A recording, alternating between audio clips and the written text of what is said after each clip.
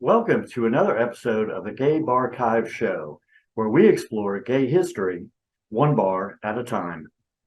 I'm your host, Art Smith, and today our special guest is Richard Ramey, the owner of the legendary Atlanta Eagle.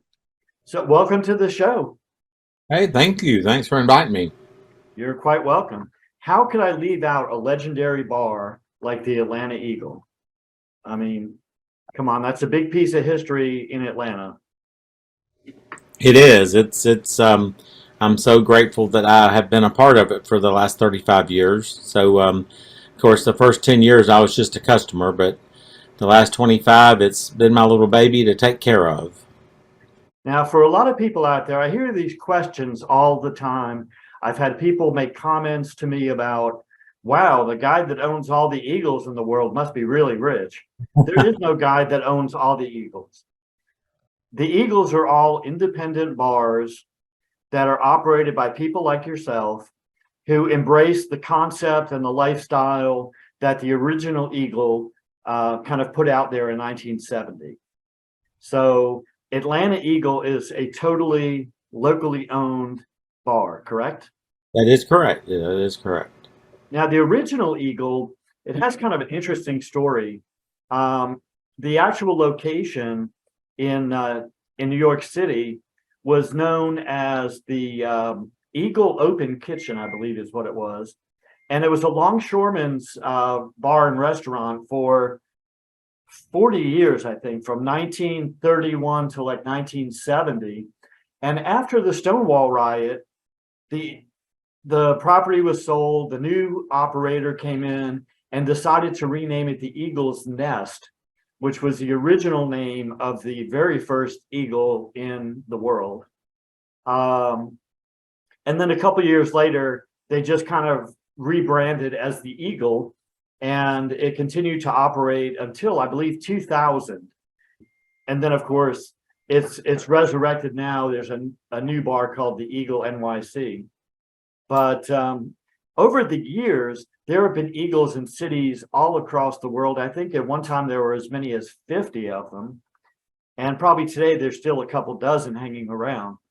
The Atlanta Eagle, from the reports I've read, it's a little bit confusing. I think the Atlanta Journal quoted your opening as 1985, but it was actually 87, right? That is correct. Yeah, it opened in 1987. And has been open, has been part of Atlanta for 35 years with a 2-year hiatus during COVID. But the location where the Eagle was on Ponce de Leon, we'll get to the new location later, is before it was the Eagle, the owner of the Eagle that opened the Eagle, Jay Evans, he had opened a country western bar there called Renegades. And that was there for 1 year. And then before that, another owner, not Jay Evans, had the Celebrity Room, and that's where RuPaul got his start. Right. We actually have a cage that RuPaul used to dance in. So if you're ever at the Eagle and see the big cage and wonder why it's so tall, well, it's because it's the one RuPaul used to dance in, and she's a tall girl. So but then after just 1 year of not succeeding as the country western bar, Jay basically told me one time he closed it down, painted everything black, and opened the Atlanta Eagle. And that's how the Eagle got its start. Yeah, and it stayed at that same location until 2020, I believe, wasn't it?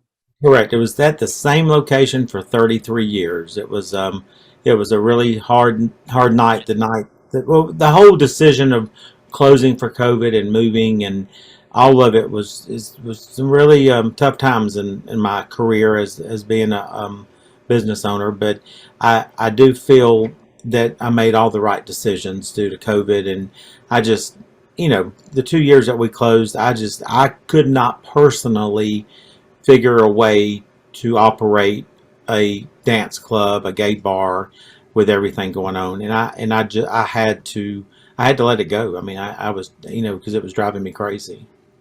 Well, I know you and I had numerous conversations over that 2-year period, and you have always insisted, since the day you had to close for COVID, that the Eagle was not dead, that the Eagle was coming back. It was going to be in another location, and it would be better and bigger than it was before. And a lot of people were saying, yeah, they're just saying that. It's just a lot of talk. It's not going to happen. But there were so many people online that were so passionate about that club. I mean, people that are not members of the kind of Levi leather community and are not familiar with Eagles in general, I don't think realize the amount of friendship and camaraderie that those places evoke. It's not like a regular gay bar where people come and go and they don't really have any feelings about it. The Eagle community is very passionate about their bars. Very, very passionate, and we're not. That's why in many interviews and people that has known me for years, I refer to my Eagle as my Eagle family, and that's exactly what we are. We take care of one another. I mean, other bar owners come in. I mean, seriously. I mean, when something's wrong or someone's doing something that they're not supposed to, or someone needs help. I mean, my customers are, I mean, most of the time people think some of my customers work there. And it's not Right. that they work there, but that's their home. That's their home away from home. Right. And they'll take care of you, whether good or bad. Now, if you do something naughty you ain't supposed to be, like if you're in my bar trying to sell drugs or doing something you're not supposed to be, they'll come and get me. And they'll protect their space. They're very protective of their Atlanta Eagle.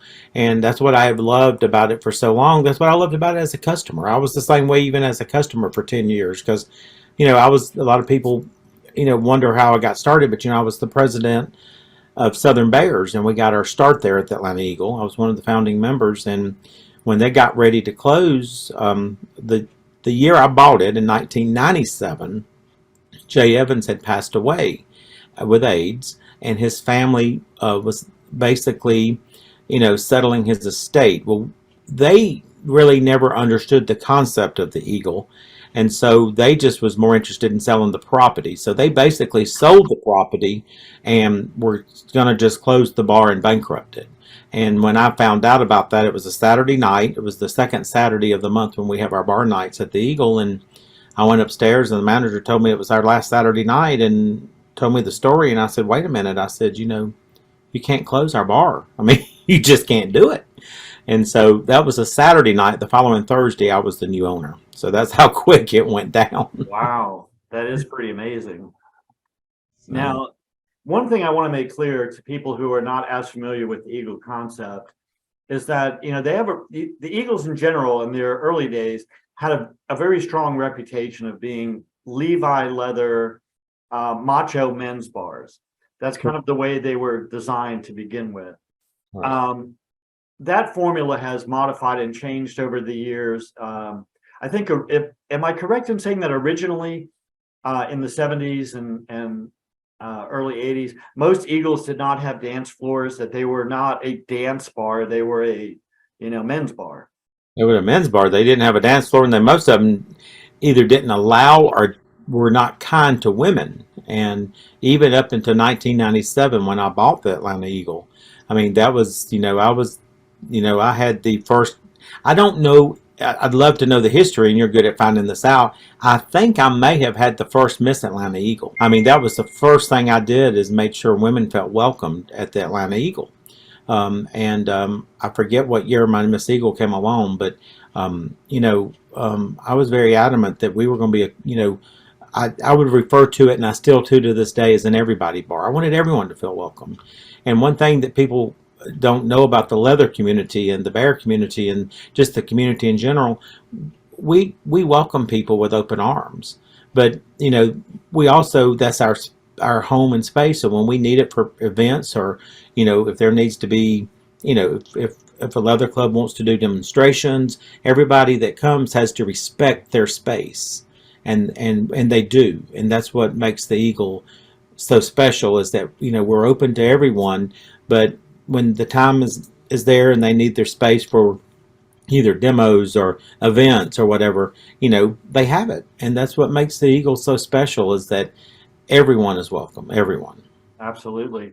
And ever since the beginning, ever since like 1970 in New York City, the Eagle bars have always had a very strong history of supporting LGBT causes, doing fundraisers and events for the community. And that continues to this day. I mean, you are a big advocate of LGBT causes and do a lot of events at your bars over time to raise money for, various causes and needs. Definitely. Now, I don't take credit for that. What I'll take credit for is giving our community a space to do that. I mean, it is of course, the Eagle itself has given back hundreds of thousands of dollars, match things and just given to the community. That's what I feel the Eagle's all about. But, we've given that space for clubs and organizations to come in and do their fundraising. There's never a fee to use the Eagle, and to come in and raise money for charities or make people aware of your certain club that you belong to. So it's really a good feeling to have a space that you can share with the community like we do. Now, how big was the original Eagle building, the one that you were in for 23 years as an owner? As an owner, it was there 33 years, but for 23 years, it was approximately 10,000 square feet, but some of the space was not open to the public. The upstairs area, which, all types of rumors through the years, what it was and everything is, it's kind of funny to listen to people describe what's upstairs, but it was, I hate to spoil everybody's fantasies, but what was up there was no slings or dungeons or anything. It was just a little apartment at one time it was for me when I first bought it, so I could stay there and get the bar going. And then over the years, it basically became a manager's apartment to where my manager would live or stay overnight. And then the office is upstairs. So some of the areas was, off limits. And then you have the downstairs that was, we always had a leather shop at the Eagle. Our current leather shop is Barking Leathers, and so I would say the total square footage for the public was probably around 7,500 to 8,000. That's a pretty good sized bar. I mean, that's not a little tiny hole in the wall dive kind of place. That was a big place. It was a big place, and they sure could come and enjoy it, and all the big events they could pack it out, including the parking lot. So absolutely, I know I was there several times when it was just so busy you couldn't believe it. It's just amazing how many people show up and continue to show up week after week and month after month to the same bar.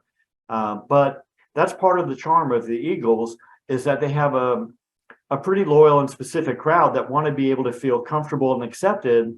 And unfortunately, at that time, if they were to walk into a different type of bar, either a disco or a neighborhood bar, in their leather gear and motorcycle outfits and things, people would look at them like they were from another planet. It wasn't as integrated as it's kind of become today.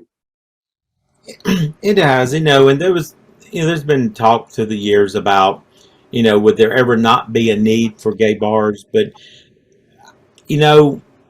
I feel like when it comes to the Atlanta Eagle and to the Eagles in general, we're a little bit more than just a gay bar. We're definitely a niche bar where you can come in your gear or your, we have a great puppy community now, and I mean, you couldn't just walk into a regular bar with your puppy mask on. People would look at you, and the people that dress, the people that want to come out in their leather or their gear or their puppy mask or whatever they decide to come out in, they want to come out and enjoy their evening and feel safe. And that's what I've always said. It's a safe place for everyone to come and enjoy, and not have to feel like you're being, stared at or looked at or talked about. And that's one of the things that I think makes the Eagles around the country very special.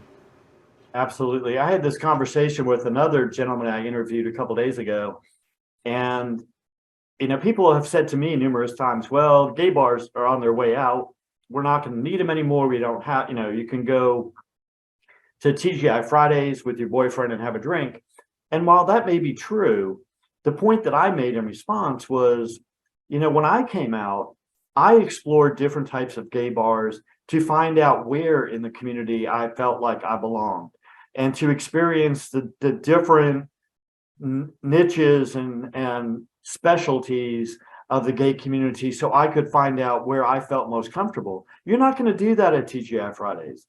You have to go to bars that are different types of gay bars. The ones that are a little bit more flamboyant drag bars, and the ones that are Levi leather, and the ones that are country western and whatever, so that you can kind of, find your way and figure out who you are and where you fit in.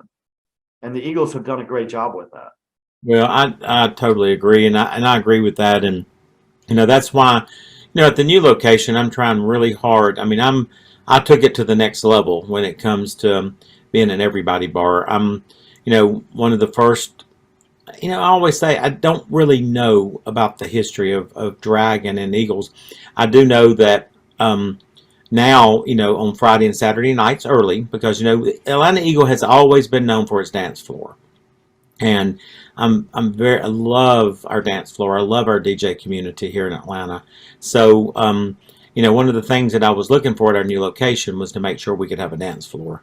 But before then, at our new location, our hours are a lot longer. So I brought drag into the Eagle for the first time, and it starts at 9 o'clock at night. It's over by 11, so the dance floor can open, and it's very successful. The community loves it.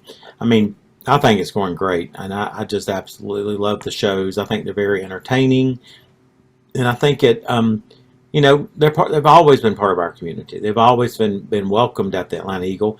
We just really, at our old location, really didn't have a place to put a show on.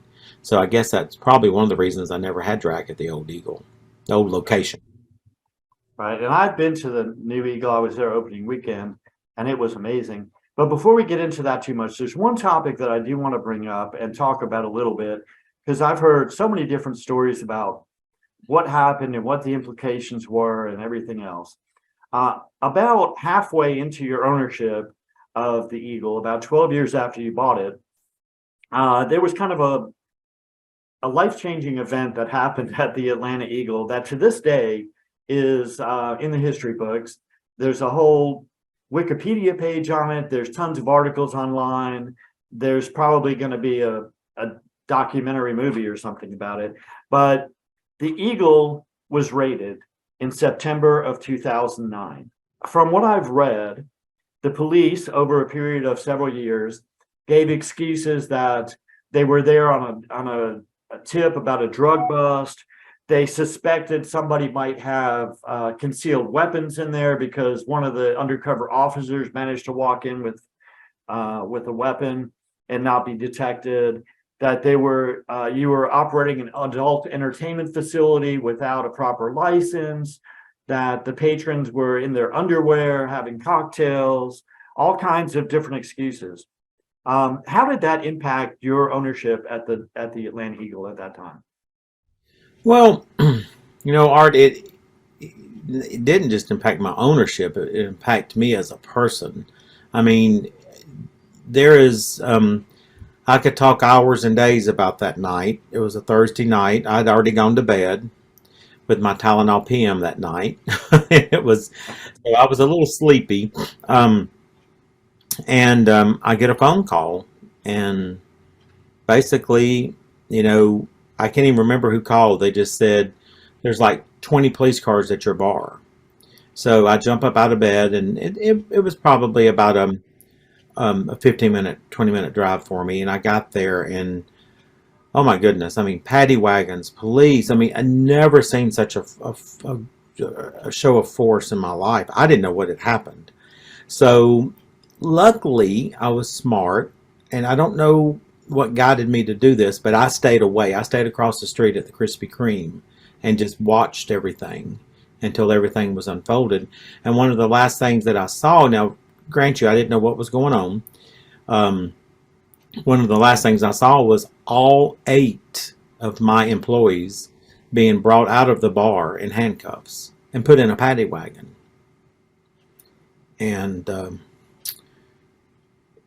it was tough. I mean, because I to this day, it's hard for me to talk about because it was really tough for them. I mean, it was, I lost several employees that night because they couldn't come back. I mean, they just couldn't. It was that dramatic. And it was dramatic on me, and I wasn't the one being locked up, So you can just imagine. So the reason I said I was lucky that I did the right thing, because they basically, when they left, I mean, they didn't secure the bar or anything. They just left. And if I had not been there, I don't know what would have happened. I mean, I don't know. So I, I went in and I secured the bar, and at this point it was probably 3 or 4 o'clock in the morning, maybe a lot later, and so it was just a night that, I mean, I just won't ever forget. And so as I talk to you about this and I get emotional about it, you can imagine, what my 8 employees and 60 plus customers inside was going through. And and I don't tell this story often, but I will tell you that because it is part of history, and it's a very important part of history, is that I wanted it to disappear in the beginning. I didn't want to get involved. I just wanted it to go away because, I mean, I thought we was going to lose the eagle. I had all these things, and we had a couple of meetings. I had an attorney by the name of Dan Grossman come and approach me and said he really wanted to represent the eagle, that so many things had gone wrong that night, and in the people's civil rights, everything. I mean, he tried to explain it to me, but no one got to me until the Southern Center for Human Rights come and spoke to me. And I'll never forget, it was this little Asian girl, lady, I'm sorry, and I can't remember her name, but she looked at me in the eye and she said, "Richard," she said, "what happened in your facility is exactly what happens in the African American community here in Atlanta every single day." And she says, "we really feel like that maybe y'all can make a difference." And that's all it took. And the next thing happened on a Thursday. That meeting was Friday or Saturday. And then by Sunday, I had about 1,200 people in my back parking lot marching on City Hall. And the rest is all history. But it was very important. And I can assure you, not one of these people, plaintiffs in this suit against Atlanta, not one person asked for money. Not one. We wanted to make change, and I feel like we did. To this day, the City of Atlanta Police Department is better off because of what we did. Instead of us hiding and going back in the closet and not doing anything, they are better off that we fought and made sure there was change in the City of Atlanta. And I'm very proud of my guys for doing that. Absolutely, and you should be. Over a course of a couple of years, there were numerous lawsuits against the city of Atlanta and the police department and individual officers that were filed by all kinds of people. I think there were maybe the ACLU or a few of the nonprofit organizations that came in and got involved in the lawsuits. But overall, there was almost $1.5 million that was awarded from the multiple lawsuits. I don't know where that money went. It's not really specific about where it ended up. I don't mind sharing that. I think it's important. It's very important for people to know what happened when the money came is part of the just very, very little part of the story. Just so people know that, we got, body cameras put on police officers. We got sensitivity training every 2 years for every police officer that works for the city of Atlanta to this day. I just met the officer who did the video for training recently at my new location. He came by to congratulate me. We had one of the biggest things, we had the Red Dog unit disbanded. They were no longer. That was the biggest thing. They'd already killed an 91-year-old woman in her house. They went to the wrong house, Miss Johnson, if you read that story. And they were at the wrong house, busted in her house like they did the Eagle. She thought she was being robbed and had a gun, and they killed her. So, and she was 91 years old in her own home. The same thing happened at the Eagle. Everybody thought we were being robbed in the beginning. They didn't know. I mean, they just didn't know. So all the changes that we enforced for the City of Atlanta Police Department made them a better force. And today, I'm so happy to say that I felt like he was my liaison. I think he was just a sergeant back then. His name is Darwin, and I'm so sorry I cannot pronounce his last name. But anyway, he is the new chief of police here in the city of Atlanta. He's openly gay. He has a fiance about to get married, and I'm so happy to see him as our chief of police. And I know him by his first name because I can't pronounce his last name. So if he sees this video, don't be mad at me. But you can look up our new chief of police. I want to say Sugar Bomb, but anyway, I've always called him Darwin. It's Darwam. But anyway, he is one of the first openly gay male chief of police in the country. I know we might have one or two, and there's been females, but I mean, to have him as our chief of police, literally at the same month the new Atlanta Eagle opens at the new location, and he basically helped me so much through that. Y'all just don't know how much he helped me during that raid, and so to see all this come together in 2022, it's a beautiful thing. I absolutely understand. And that just is another story that goes to show how important the gay bar scene was and still is in our community. I mean, those kind of changes in the police force, which not only affect the bars, but they affect the rights of every single gay person in the entire Atlanta area. No, every single person. Well, every person, right, in the entire area, those would never have happened. Those changes would not have come about had it not been for A, the unwarranted raid on the Eagle, and B, the strength and conviction of the people involved to fight back. And it's amazing. It's a part of Atlanta history that will never go away. The Eagle has made a permanent impact on the gay community and the entire community of Atlanta. Well, I truly feel that, and and when every year for Pride, I always I don't wonder. Every year at Pride, the media always wants to interview me, which I'm proud. I'm more than happy to do an interview, and it's because this is part of history, and the changes that happened because of it was very important to everyone's civil rights in the city of Atlanta, whether you're a visitor, if you live here, whatever. I mean, I did stories in Australia, London, XM Radio. I did interviews all over the world when this happened. Wanting to know, is it safe for gay people to come to Atlanta? And so the impact it's had through the years is probably more than I realize, but it is, like I said, it's really hard sometimes for me to talk about it, but it so needs to be talked about. It should never be forgotten, just as Stonewall. I'm not saying this was as big as Stonewall by no means, but I mean, it's things like this that happen in our communities that people need to remember and keep alive, and make sure that the people that are our gay family that's coming after us are protected, and always have their rights not being violated. Absolutely. And the fact that this happened 40 years after Stonewall. I know, that was the crazy. Not a couple of days, not a couple of months, but 40 years after Stonewall is another piece of evidence showing why we need our gay bars and our gay community to get together. Because 40 years after Stonewall, we should have been living in paradise and not having any issues with the general public, and that obviously was not at all the case. That sure wasn't. And now we're I mean, unfortunately right now we have a whole lot more to worry about in our political world. And I mean, we've come so far, and I hope to God we don't go back. So we've come a long way.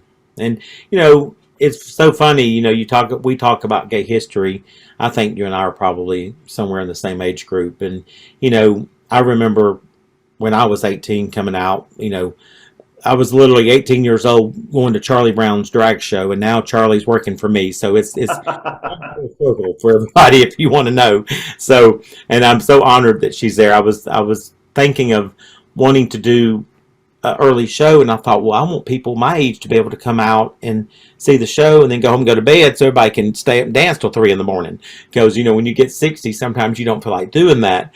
And so to have her heading our show on Saturday nights is a big honor. But what I'm getting at is, I look back at people that fought for us to get where we are today, and that's why it's so important for me to fight for the ones that's coming after me. Because I mean, it's so important for us to make sure that we leave a safe place for our gay brothers and sisters that are younger.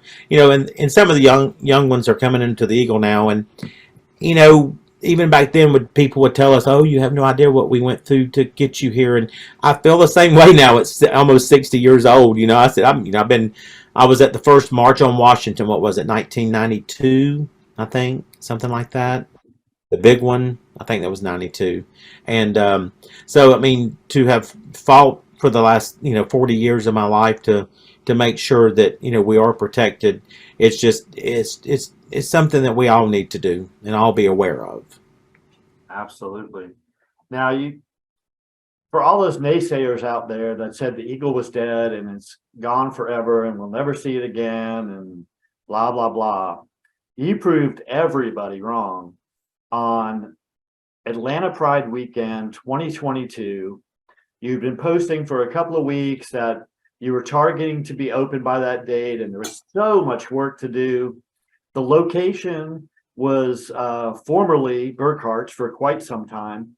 And then over the last several years, it was the Midtown Moon, in an unlikely space for what we would typically expect from an Eagle. Typically from what I've seen, the Eagles are in maybe a little grittier industrial part of town, excluded, not necessarily next door to other gay bars. You are in the epicenter of Atlanta's gay retail and bar district. I mean, in the same plaza where you are, there are 3 other gay bars. I know. But yet you went forward, you took the space over. In a couple of weeks, you transformed it substantially. And of course, that's an ongoing effort. But what was your first thought when someone suggested to you, hey, Burkhart's might be a good place for you? Well, no one suggested it. I picked it out. I wanted that space. There's a lot of background to me getting that space. So I'm going to kind of go through it kind of quickly and not bore people with it. But back in December of last year, it was brought to my attention that Midtown Moon would probably be moving out, either whether they wanted to or by force. They had gotten behind on their rent, and as business owners know, I mean, you got to pay your rent, and that's just part of it. I'm not going to get into their business because it's their business. I don't need to be telling their business, but I'm just trying to give you of how I got to where we are at 1492 Piedmont. So I love that place. I had this vision that this would be the best Eagle in the country. So the owner of Ansley Square, if anybody in Atlanta, Ansley Square is right there. His name is Ken, and his family bought it 50 years ago.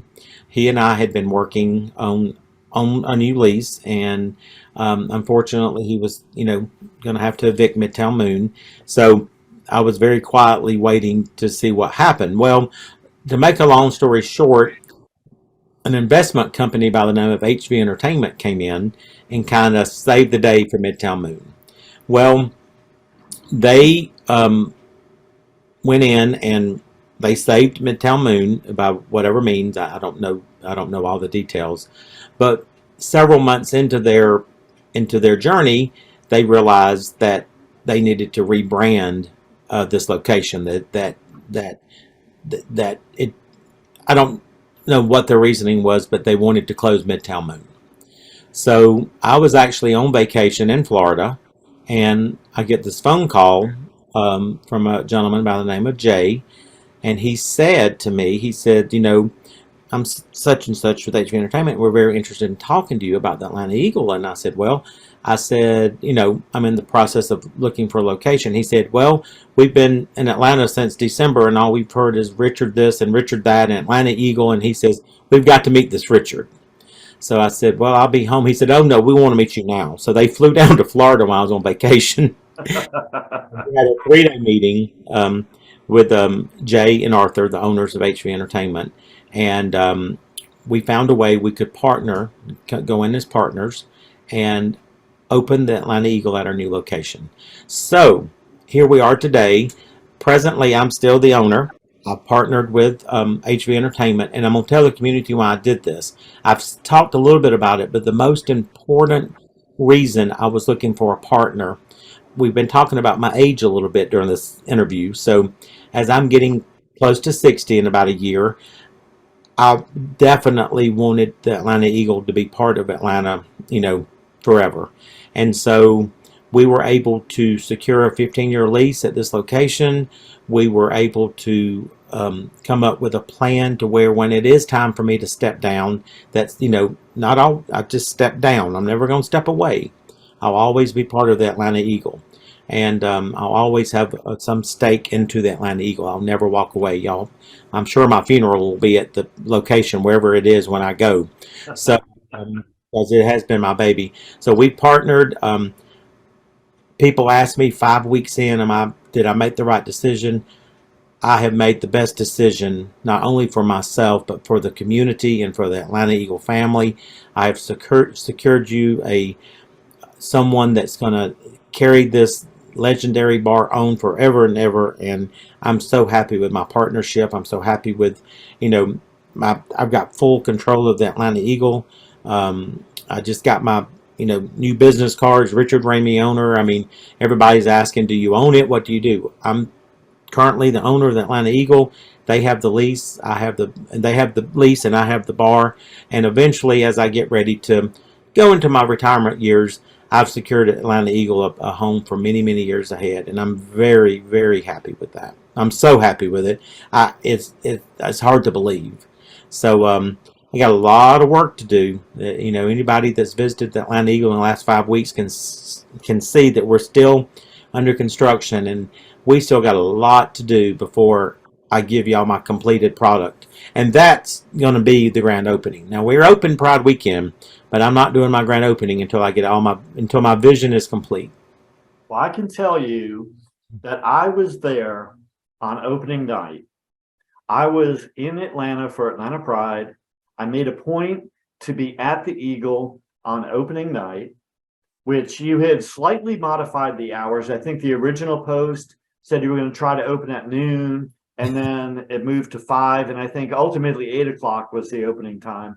But no matter what, a few hours here or there, I can tell you, when I first showed up there, the line, for anybody who's familiar with that plaza, went out the old main doors from, it used to be the main doors to Burkhart's or Midtown Moon, back past Mix, and all the way to the sidewalk, with like 3 or 4 people wide waiting to get in.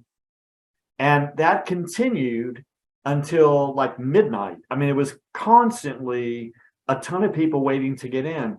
And not only did you have the space inside the bar, but you had the foresight to fence off a big portion of the parking lot. You had a container bar from Absolute sitting out in the parking lot. You had a food truck out there. You had tables and chairs and tons of people. I mean, you could not have had more people in or at that bar that night. And the fact that they were willing to wait in line all the way out to the street to get into your bar must have just been a heartwarming experience. Oh, well, sorry, I didn't know I was going to be a crybaby today, but well, people just got, the people who know me, they know how passionate I am about the Eagle. So as you're saying, I was so overwhelmed with emotion that night. I sat there, and I'm sure these people have already got tired of looking at me, but I literally stood at my door and hugged every person that walked in the door. I think it was up to around 3,000 people. So it was really a time that, I mean, I'll never be able to relive that night. It was so incredible. So it was a beautiful night, and and so many, like you said, there was just so many people, and I could not. I mean, I just couldn't believe it. I mean, I knew everybody wanted it back, and I did promise. And there for a long time. If you followed me on social media, I would go back and I would respond to these people that kept telling me I wasn't going to reopen. And my response would be, why would you say that? I just said I was going to reopen. Why would you tell me I'm a liar?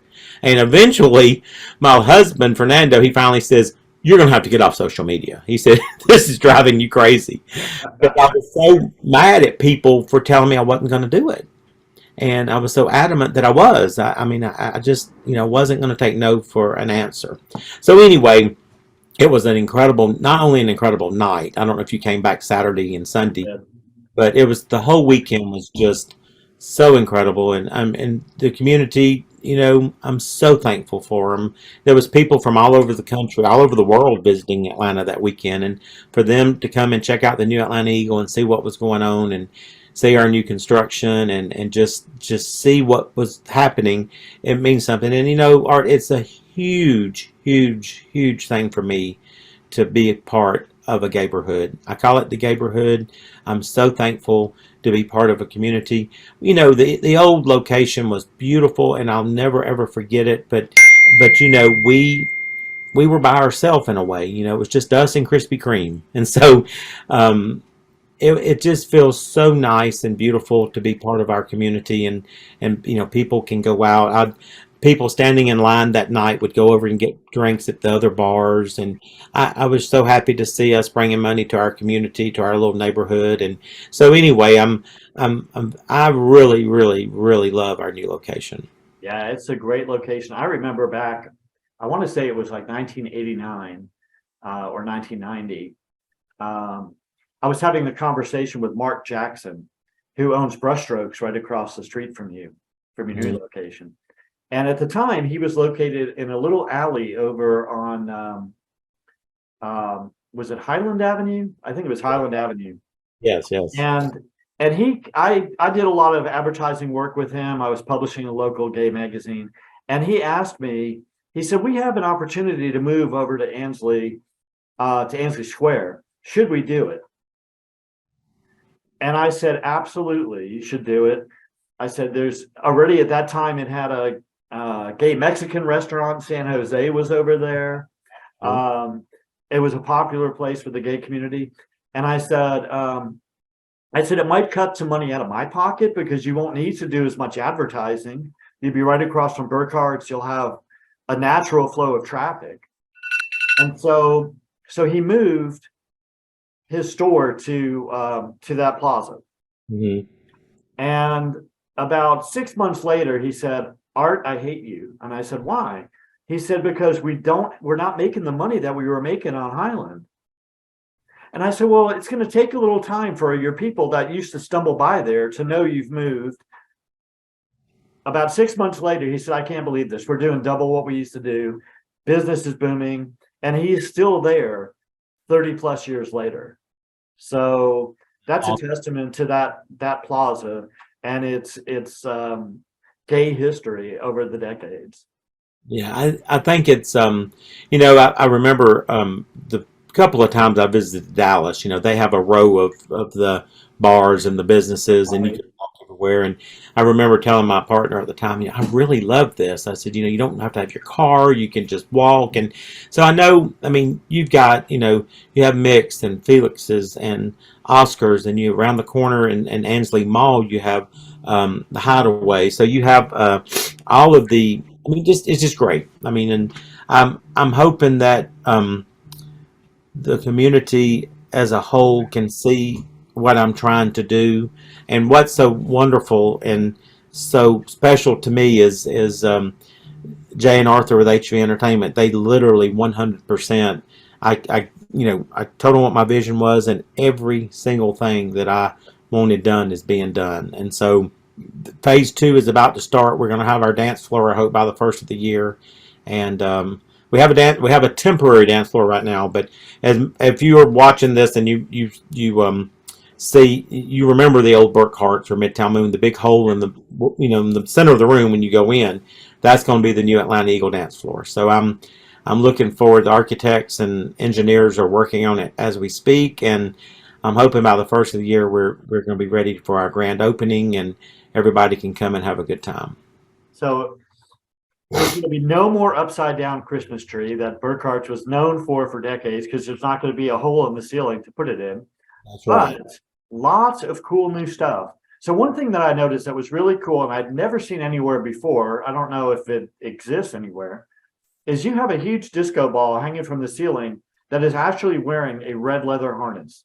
The red harness. Yes, yes. Isn't it great? I love it, love it. We have to thank Barking Leathers for that. We came up with the idea. We tossed it over to him.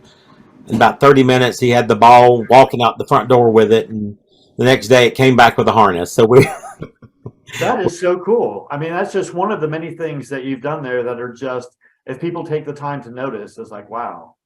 well, that will be hanging in the upstairs bar once we get the dance floor. It will stay there, I hope forever. And the upstairs bar has a very high ceiling. There's almost like a loft type ceiling, Right. and that's where it'll be hanging.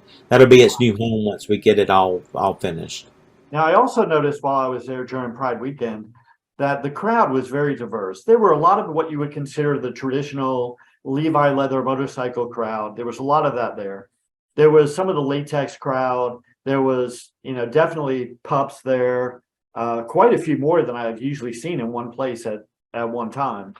And there were, I think I saw Ursa Polari, one of the sisters of Perpetual Indulgence there, Art Davenport. Yes. All kinds of different people in that bar. And then out on the patio, of course, there were even more people. But it really looked like they were embracing the concept of diversity that you're kind of bringing to the new space. Have you started to develop much of a female crowd yet, or is it still predominantly a male bar?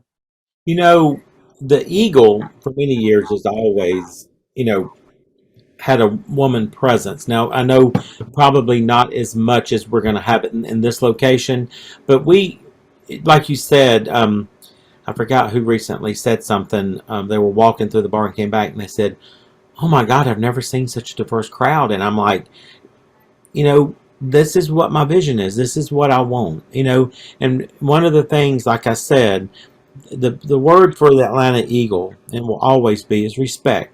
If we all can come together and respect one another, whether it be a drag queen or a leatherman or a pup or whatever, there's the story of me and the Atlanta Eagle. Art, I'll tell you, the very first time, I'm a big boy. The people that can't don't know me, and I always have been. I went home on whole milk straight from the refrigerator. I don't know why Mama did that to me, but anyway, the very first time ever in my life as a gay male, well, as a person, I was on the dance floor at the Atlanta Eagle as a customer, and someone took my shirt off, and I was like mortified.